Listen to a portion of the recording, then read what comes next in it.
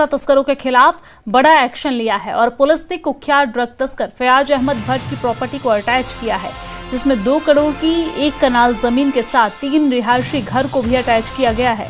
Police ने NDPS के तहत मामला दर्ज कर आगे की कार्रवाई शुरू कर दी है। तो श्रीनगर से ये जानकारी साझा कर रहे हैं, जहां पर पुलिस प्रशासन की तरफ से बड़ी कार्रवाई की गई है। पुलिस ने नशा तस्करों के खिलाफ बड़ा एक्शन लिया है। पुलिस ने कुख्यात ड्रग तस्कर फयाज अहमद भट्ट की प्रॉपर्टी को अटैच किया है, जिसमें 2 करोड़ की 1 कनाल जमीन के साथ 3 रिहायशी घर को भी अटैच किया गया है और पुलिस ने NDPS के तहत मामला दर्ज कर आगे की कार्रवाई शुरू कर दी है।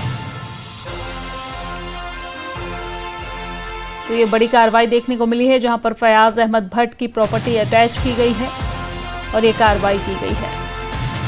तो कुख्यात ड्रग तस्कर की संपत्ति कुर्क की गई।